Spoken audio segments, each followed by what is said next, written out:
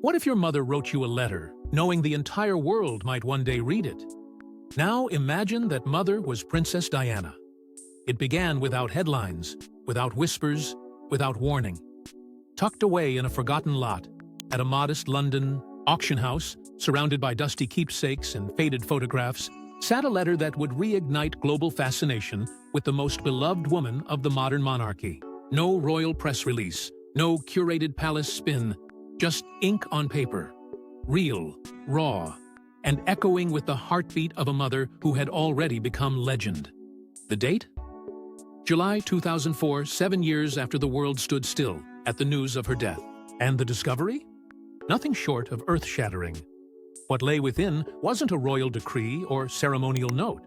It wasn't addressed to the press, the palace, or even to Prince William directly. No, this letter had been penned for someone outside. The gilded cage of royalty, Violet Collison, the longtime Spencer family housekeeper. A woman who knew Diana before the cameras, before the crown, before the heartbreak. Someone who represented sanctuary. And to her, Diana entrusted a message, unfiltered, emotional, and pulsing with urgency. The handwriting was unmistakable, that elegant, looping script. But more striking than the penmanship was the energy within it. This wasn't the composed Princess of Wales the world saw in carefully orchestrated interviews. This was a woman stripped bare of royal protocol. Oh, mother confronting a future she feared she wouldn't be a part of. The letter, though yellowed with age, felt alive. It breathed with every stroke of the pen, revealing not a figurehead, but a woman who was clinging to the one thing she knew might endure: her love for her sons. Its contents remained closely guarded at first, its details dribbling into the public, only slowly, almost reluctantly. Yet when word of its existence spread, the reaction was seismic. This was no ordinary royal relic. This was Diana, speaking not from beyond the grave, but from a moment in time that now felt terrifyingly relevant. It was a time capsule, a confession, a prophecy, and in every sentence, the same question echoed louder and louder. Why did she write it? What truth did she feel compelled to leave behind? This wasn't simply a matter of sentiment. It was a message wrapped in foresight, a warning drenched in love, a lifeline cast into the future by a woman who saw the storm coming and knew she wouldn't be there to shield her sons from its fury. For those who've long revered Diana as the people's princess, the letter shattered the glass casing. Around that title, it reminded the world that beneath the tiaras and tragedy was a mother who never stopped fighting, not even in ink. But before we can understand what Diana wrote, we must first understand why she wrote it, and the quiet storm. She was fighting behind the palace gates. She didn't shout to be heard, she wrote. In a palace built on whispers, tradition, and tightly choreographed appearances, Diana's defiance wasn't loud. It was maternal. It didn't come in the form of declarations or televised interviews. It came in the unassuming moments no camera was meant to catch. A quiet drop-off at school, a gentle touch in a hospital ward, a note tucked into a lunchbox. She wasn't trying to start a revolution. She was too busy being a mother. And yet, every choice she made as one was an act of rebellion against the very system that had tried to script her life. From the very beginning, Diana refused to hand over her children to the machine that raised monarchs in cold rooms under watchful eyes. She chose warmth instead of protocol, presence instead of delegation. She breastfed William herself, shattering generations of tradition where royal mothers rarely held their own babies, let alone nurtured them. She picked out his name, not from a list of historical figures approved by aristocracy, but from her own heart. And she didn't just show up at the school gates for a photo. She was there to walk beside him, as any mother would. Public appearances with William weren't PR strategy. They were protective armor, a way to shield him from the harshness of royal isolation, to give him something real. Diana knew the cameras would follow her every move, so she used them like mirrors reflecting not the crown's power, but a mother's presence. When she took her sons to amusement parks or fast food restaurants, she wasn't seeking headlines. She was offering her boys something the monarchy had never dared give its heirs, a glimpse of the world beyond the palace gates. And it wasn't just about outings, It was about exposure. She brought William face to face with pain, with poverty, with humanity, homeless shelters, AIDS wards, the people's society and the crown often ignored. Because in Diana's view, you couldn't grow into a good king if you didn't first learn how to be a decent human being. She let him see what privilege often hides: suffering. And in those moments, she planted seeds of empathy that would grow far beyond her lifetime. Her rebellion wasn't loud, but it was radical. She didn't burn down the old ways, she quietly walked around them. She used bedtime stories instead of briefings, hugs instead of orders, and notes instead of speeches. While the palace managed appearances, Diana was managing something far more important: the emotional survival of her children. And it was in those deeply private expressions, those handwritten words, those unspoken glances, that she made her boldest moves. Because Diana knew the institution could spin anything, but they couldn't spin the truth her children saw in her eyes. But Diana's letters weren't just personal. They were her quiet form of resistance. She didn't trust the crown with her heart, so she gave it to paper. In a world where every word spoken could be twisted, every gesture magnified, Diana found refuge in ink. Her letters weren't meant for historians or headlines. They weren't drafted with legacy in mind. They were raw, unfiltered expressions of love, fear, and truth poured onto paper for the few people who truly saw her. Not as a royal figure, but as a woman fighting to remain human within a machine designed to strip her of it. These weren't political statements. They were lifelines, quiet acts of preservation meant to outlive the noise. She wrote to staff, to confidants, to friends who stood by her when the palace walls felt colder than ever. A simple thank you letter to a butler, a birthday note to a bodyguard. But if you read closely, between the flourishes of her pen, you'd see something deeper. Not just gratitude, but coded emotion, relief, sadness, a quiet plea for connection. They were small on the surface, but seismic underneath. Because Diana didn't waste words. Every sentence held weight. Every letter was a mirror reflecting the parts of her life the world never got to see.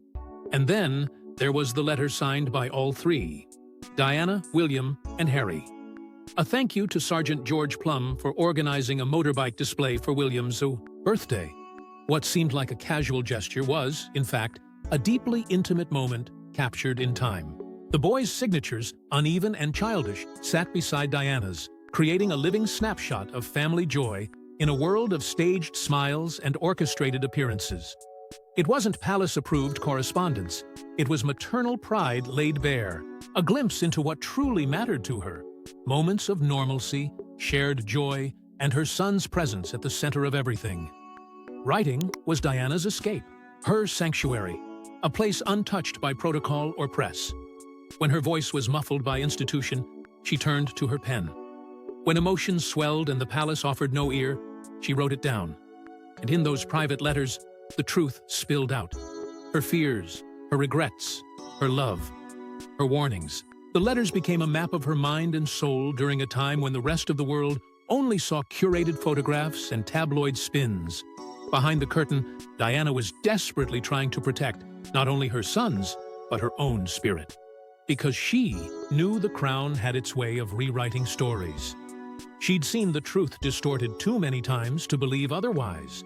So she entrusted it to paper, to people who mattered, people she believed would guard her truth with more loyalty than the ICA institution ever had. And in doing so, she left behind not just notes, but a record. A trail of quiet rebellion bound by ink and intent. As Diana's fears grew louder, her tone in the letters grew heavier, especially as her marriage began to collapse. Behind the palace walls, she wasn't a princess, she was a mother in battle.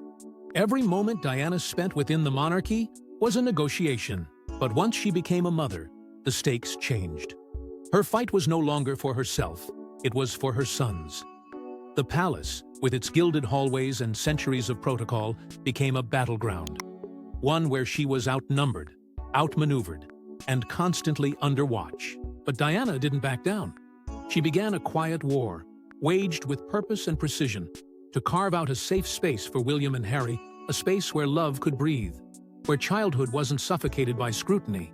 She knew the press would never go away. She also knew the institution wouldn't protect her children from the chaos it had allowed to swallow her. So, Diana did what no royal had done before. She took control.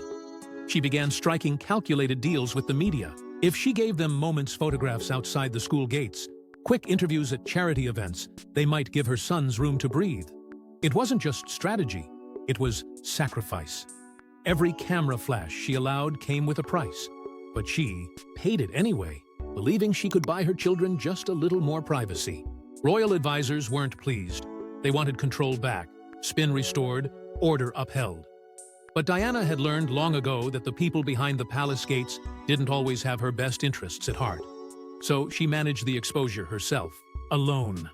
She studied the photographers, anticipated their movements, and planned her own appearances with the instincts of someone who had grown up under siege.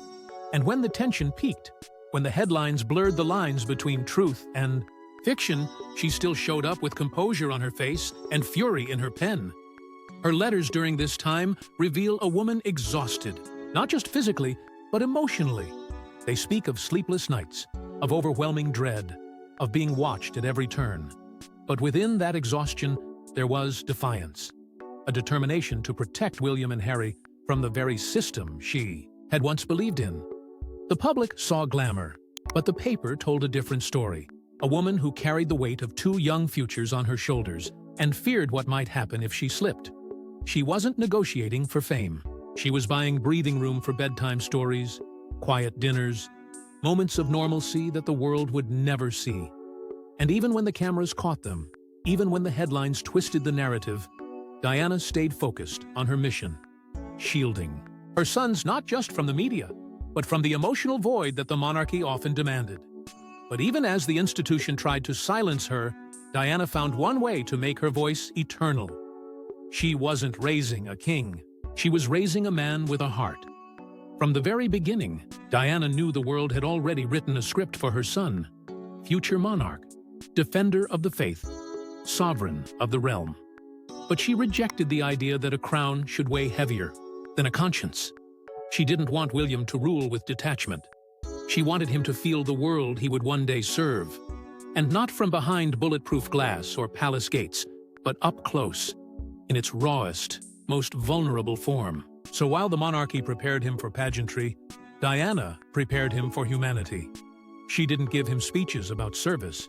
She showed him suffering. She walked him into homeless shelters where boys not much older than he was clung to warmth from soup kitchens and donated blankets. She brought him to hospitals where the air was thick with grief and courage, where patients stared death in the face and still found the strength to smile. These weren't royal visits. They weren't photo opportunities. They were lessons deliberate, intimate, unforgettable. Diana believed that to lead with compassion, William had to first understand pain. So she let him see it, touch it, absorb it. She didn't insulate him with privilege. She dismantled it. Gently, but with purpose. William rode public buses. He waited in fast food lines. He watched his mother hold hands with AIDS patients when the rest of the world still turned away. She shattered the royal glass and let the real world pour in. Because Diana knew that true leadership was forged not in palaces, but in proximity to the people, especially the ones no one else saw. She believed the power of a future king should come not from fear or tradition, but from empathy. That was the legacy she chose to build, and she didn't preach it. She lived it. Every moment with her sons was deliberate. Every act, every walk to school, every laugh shared in public was a protest against the coldness that had once surrounded her. Diana wasn't molding heirs, she was shaping human beings. She never wanted her sons to become symbols. She wanted them to remain sons first. And for William, those early memories weren't just moments, they were instructions, a quiet blueprint etched into his soul. Because today, when William speaks softly to a grieving parent, when he embraces a homeless teen, when he looks someone in the eyes instead of down from a balcony, those aren't PR strategies. They're echoes of his mother's teachings. He carries her not just in name, but in nature. And that wasn't an accident. It was by design. And as her marriage dissolved, Diana's purpose only grew sharper, more focused, more maternal when the crown let her go. She held on tighter to her sons. The moment the palace announced Diana's separation from Prince Charles, the public heard carefully chosen words, calculated phrases meant to preserve the institution's image. But behind the marble walls and measured statements, something far more human was taking shape. Diana wasn't grieving the loss of royal status. She was gripping the one title that mattered most: mother. And this time, she wasn't playing by anyone else's rules. The divorce didn't break her. It clarified her mission. With the monarchy's grip loosened, Diana could finally be the parent she had always fought to be: present, intentional, and fiercely protective. She took control immediately. No longer shackled by royal protocol, Diana handpicked schools for William and Harry, not for their legacy or lineage, but for their emotional safety. She wanted classrooms where her sons could be seen not as princes, but as boys. Children who needed guidance, understanding, and normalcy. She met with teachers, studied curriculums, and made sure every environment reflected values the monarchy had never prioritized: compassion, kindness, and emotional growth. And when others questioned her decisions, she didn't flinch. She had spent too long watching cold traditions suffocate tenderness. She would not let it happen to her children. But Diana didn't stop with the institutions. She built emotional bridges everywhere her sons walked. With housekeepers, drivers, cooks, nannies, no one was too small in her eyes. She remembered names, birthdays, personal details, and wrote handwritten notes filled with warmth. These people were not staff. They were her extended circle of trust, allies in the quiet mission to create a world around William and Harry that was grounded in love, not lineage. Diana made sure her boys grew up surrounded by authenticity, not aristocracy. Her motherhood was deliberate, rooted not in protocol, but in presence. And though the crown had taken her title, they couldn't take her soul. She lost the right to be called Her Royal Highness, but she never lost her power. In fact, her bond with her sons only grew stronger in its absence. One small moment captured this truth louder than any press release ever could. When Diana explained to William that she would now have to curtsy to him one day, his answer didn't come with royal deference. It came with the voice of a child who saw her not as lesser, but as everything. "Don't worry, Mommy," he said. "I'll give it back to you when I'm king." He didn't promise her a title. He promised her a place. And that meant more than any throne ever could. Because while the institution turned its back, Diana leaned in, harder, stronger, louder. Every choice she made after that divorce was fueled by a fire that had been simmering for years. She had nothing left to lose and everything left to give. Her fire didn't fade in exile, it burned even brighter with freedom. She had finally escaped, but freedom came at a price. For the first time in over a decade, Diana was no longer bound by the machinery of the monarchy. The titles were gone, the duties stripped, but in their place stood something far more meaningful: independence. She moved on her own terms now. No handlers, no courtiers, no official itinerary weighing down every step. And the world watched as the former Princess of Wales emerged, not as a relic of a failed royal marriage, but as a force radiant, purposeful, and determined to redefine herself on her own terms. But beneath the confident public smile, there remained something unresolved, a quiet, ever-present caution that never left her side. She threw herself into humanitarian work not for headlines, but because it anchored her. Landmine campaigns, visits to war zones, AIDS advocacy. Diana wasn't lending her face to causes. She was lending her soul. And yet, amid the travel and the global spotlight, her thoughts never drifted far from William and Harry. She checked in constantly. Made sure her schedule revolved around their school breaks. Rewrote plans so that holidays always lined up with their time off. Even as she built a global platform, her letters from this period revealed where her heart truly lived. At home, with her boys. But something had shifted in those letters. The same hand that once penned hopeful messages now wrote with a tone touched by unease. The worry wasn't overwhelming, but it was unmistakable. There was a fragility under the surface, as if Diana knew that the life she had finally claimed for herself came with risks the palace could no longer buffer. The institutions she'd left behind no longer had control over her, but neither could they offer protection. She was both freer and more exposed than ever before. Still, she pressed forward. She wasn't chasing reinvention, she was chasing legacy. Not the kind etched in stone or stitched into banners, but something lasting and intimate. She quietly began planning a foundation that would carry forward the values she held most dear: compassion, dignity, emotional truth. A vehicle not for self-glorification, but for ensuring that the work she'd begun wouldn't end with her absence. Her letters during this time were filled with vision. She spoke of what could be not just for herself, but for the sons she had fought so hard to raise with empathy in a world obsessed with image. To the public, Diana seemed to be stepping into her power. But power is never simple. She was finally out of the system, but not out of danger. The shadows of her past still lingered. The press still followed. And every move she made was analyzed, dissected, repackaged. Still, she moved with grace because the stakes were no longer just personal. She was building something. For her sons, for herself, for the people who believed in her. And she was almost there. And then, with one tragic night in Paris, her voice was silenced, but not erased. She died, but her blueprint lived on in her son's every step. Prince William doesn't speak often about his mother. The pain is still sharp, the memories still sacred. But silence has never meant absence, because Diana's influence is everywhere: in his gestures, in his choices, in the way he moves through the world with quiet conviction instead of royal detachment. She didn't leave behind instructions carved in stone. She left values woven into the fabric of his being. And now, decades later, the boy she once shielded with handwritten letters and whispered bedtime promises has become the man carrying her mission into the future.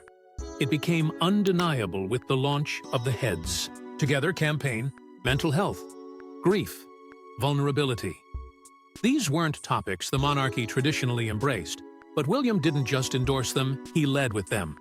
He stepped onto the world stage not as a distant figure of power, but as a man willing to talk about pain, willing to admit what had once been taboo, that royalty too can suffer, that silence can kill, that even kings-in-waiting cry in the dark. The initiative wasn't just a campaign. It was a coded message to the world that Diana's heart still beat through his voice. His leadership today isn't defined by protocol or ceremony. It's defined by empathy. Whether he's consoling a grieving family or standing beside frontline workers, William isn't performing royal duties. He's continuing Diana's revolution. One built not on rebellion, but on radical compassion. He doesn't wave from balconies to be admired. He steps off them to be understood. He doesn't rule from a distance. He listens, he engages, he feels, and every time he does, it's her legacy in motion. Her lessons lived. Even the media has begun to reflect the shift. Once obsessed with capturing stiff royal postures and controlled public appearances, the lens now lingers longer on William's warmth, his ease, his presence, his humanity. He offers a handshake with both hands. He locks eyes. He leans in, just like she did. And whether intentional or instinctual, it doesn't matter, because the effect is the same. The monarchy is being softened from the inside out, and when you look closely at the causes he champions: homelessness, mental health, child welfare, it becomes clear that Diana's playbook didn't vanish with her. William carries it with him, not as a burden, but as a compass. She once walked him through shelters. Now he leads initiatives to end homelessness. She once comforted the forgotten. Now he builds platforms to amplify their voices. Her love wasn't left behind, it was passed forward, reshaped into purpose. But it was that single rediscovered letter, the one never meant for the world, that brought it all full circle. It wasn't a letter, it was a legacy sealed in ink. Years after the world laid flowers outside Kensington Palace, after the tears had dried, but the questions still lingered, one quiet moment reawakened the echo of Princess Diana's voice. A simple letter, fragile, paper, familiar handwriting. discovered in an unassuming London auction house, tucked between mundane relics, yet carrying the emotional force of a mother who knew she wouldn't be around to finish the story herself. It wasn't dressed in official seals or cloaked in royal emblems. It was naked, honest, and haunting, because within those few pages lived everything she feared, everything she felt, and everything she hoped her son would carry long after she was gone. She hadn't written it for the world, but the world read it anyway. And in doing so, they saw the Diana most never got to know, not the icon, not the tragic figure, but the mother who dared to prepare her child for a future without her. It was never meant to be an artifact. It was a guide, a warning, a whisper of strength disguised as a farewell. Every line exposed her raw belief that love, when written with enough purpose, could outlive everything: scandal, silence, even death. The letter didn't predict events. It didn't try to rewrite history. What it did was far more profound. It laid bare a mother's soul. Diana's words carried no grandeur, only grounding. She reminded William not of his titles, but of his truth. She warned of the pressures, the distortions, the spotlight. She didn't speak in royal platitudes, she spoke in emotional realism. She knew what the institution was capable of. She had survived its sharpest edges. And in those paragraphs, she gave William armor, not the kind made of gold or jewels, but of memory, of clarity, of unconditional love. And in the years that followed, William didn't just carry that letter in spirit, he embodied it. He didn't follow the monarchy. He remade it, quietly, carefully, and with compassion at the center. While others were trained to perform, he was prepared to connect. While others led with tradition, he led with empathy. Diana's greatest triumph wasn't her fame, her beauty, or even her rebellion. It was the man she raised in spite of the outrage system that tried to mold him into something less human. Because William didn't just survive the monarchy. He softened it. He humanized it. He dared to let the world see his pain, his heart, his vulnerability. And every time he does, Diana speaks. Again, not through interviews or documentaries, but through gestures, causes, and choices that reflect the very essence of the letter she left behind. It wasn't ink and paper. It was blueprint and battle cry. And as William continues to walk the path she paved, we're reminded that some letters are more than words. They're revolutions written in ink. Drop your thoughts in the comments section. Don't forget to like and subscribe, and we will see you in the next one.